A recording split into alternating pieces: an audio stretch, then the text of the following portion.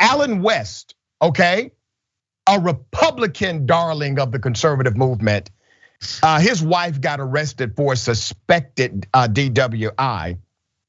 This is so interesting because this is Mr. Pro-Police, Mr. Systemic racism does not exist, Allen West, okay? On Monday, Dallas police actually defended their arrest of his wife. Her name is Angela Graham West. Allen West is running for governor of Texas. The arrest was for intoxicated driving.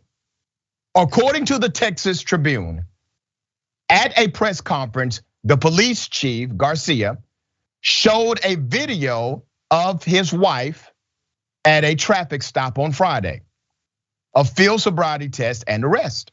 He gave a few details when asked about what portions of the field sobriety test Graham West might have failed. Here's a portion, it's a 19-minute video.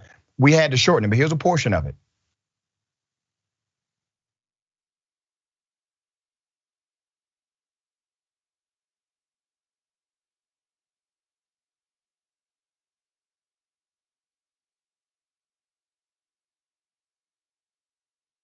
So would you be willing to blow your breath into this? Sure. Okay. So have you ever blown air into a balloon before? A little bit. A little bit. Okay, so it's like the same concept, okay? You're giving me a breathalyzer? Yes, ma'am. For what? So it's just gonna let me know if you've had any alcohol today, okay? So pretty much it's the same concept as blowing air into a balloon. What did I do other than not switch lanes without? I mean, just give me a citation. You've put me through all of this now. So. All right, fine. All right. Okay. So I'm gonna hold it. All right. So all you gotta do is take a deep breath. So, ma'am, you say you have a child in the backseat of your car? Is it your child or someone else? My grandson. It's your grandson? Okay. Is there anyone that could come pick him up? Why? What's going on? Is there anyone that you could call like right now to come pick him up? Yes. Okay. Can you tell me who that person could be? Who the parents. The parents? All right. So it's gonna be a 30. All right. A 30? So, ma'am, can you just take a step forward for me? Yes. Can you put your hands behind your back for me? Okay. All right. Okay, where does the parents live? Where are they at? Where's that at?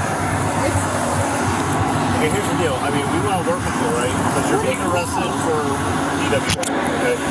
The thing is we need to do something with your child, because if we don't, I gotta take the kid to CPS, and that's not what you want. So find somebody, give you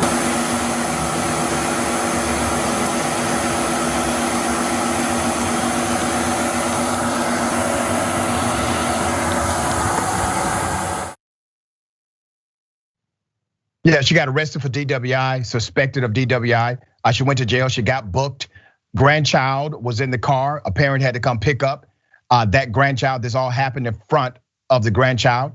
The breathalyzer did not register her as intoxicated. It came back inconclusive. Blood work was taken later. That blood work has not come back yet. I actually don't think she was intoxicated. I could be wrong, but I don't think it will come back that she was intoxicated. But she did get arrested, and I feel bad for her because she's married to this guy. I gotta tell you, I'm highly pissed off right now. It's a little bit about 3 o'clock in the morning. I was down in Waco, Texas, having dinner with Ted Nugent and some other people. And I got back to Dallas to find out that someone had arrested my wife, Angela, when she had my grandson, Jackson, in the backseat of the car and charged her with quote unquote suspected DUI. And now I'm down here at the Dallas County Jail. They won't allow me to see Angela. They're saying that there's nothing I can do. They will not allow me to see a supervisor. Angela, and I've talked to people that had dinner with her at PF Chang's here in Dallas. She had water and lemonade. This is crap. Now, I support the Thin Blue Line, but this is insidious. They put my grandson at risk, at jeopardy, left him with a couple of police officers, and carted his grandmother into jail when she had water and lemonade. That's what witnesses said. They were with her at dinner, water and lemonade for dinner. I'm beyond livid, and I'm telling you something. The Dallas County Sheriff's Office, the Dallas Police Chief, I want an explanation of this. I want to know who arrested my wife for quote-unquote suspected DUI when she had water and lemonade and her breathalyzer test came up negative. He can't say it. He can't say it. He can't go there and say it. He can't say police out of control. He can't say my wife should have been given the benefit of the doubt. He can't say it should have been a conclusive breathalyzer before you lock up a grandmother and take her grandchild away. He can't say it. He can't talk about systemic racism, prejudice in the system of law enforcement. They can't do it. But what he can do is tell you he just had dinner with Ted Nugent. He can tell you that. How in the hell are you in the middle of a damn tragedy, Alan West, and you're going on your live, well, I just had dinner with Ted Nugent and they have arrested my wife. I am livid. Just got off the phone with Ted Nugent and he's livid too. You're campaigning, buddy. You don't fool me, okay? You know good and damn well why your wife was not given the benefit of the doubt. And don't hit me with where one black officer was involved. Systemic racism is an institutional element inside of these industries of law and justice. Your wife, I believe, sir, your wife should have been given the benefit of the doubt here. There's some background to this story that needs to be exposed. But you're outraged over your personal incident while invalidating the systemic incidents that happen to black and brown people all across the United States of America. Miss me with it. I'm not covering this story because of you, Alan West. I'm covering it because it's the right story to cover. I'm not covering this story because it just happened to you or to your wife. I'm covering this story because it's within the context of a significant bias that happens against, in particular, black women in situations like this. Let's get down to the rest of the story, okay?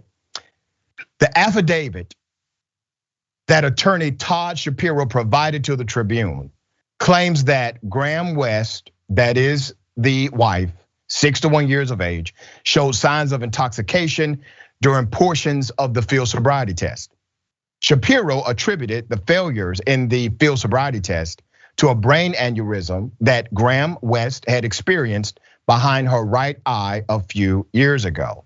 Shapiro told the Texas Tribune, this is a quote, she told the officer about it being the aneurysm, and there's no mention anywhere in talking about the report, probable cause affidavit that this woman had some health issues that could affect her performance or mask themselves as signs of intoxication.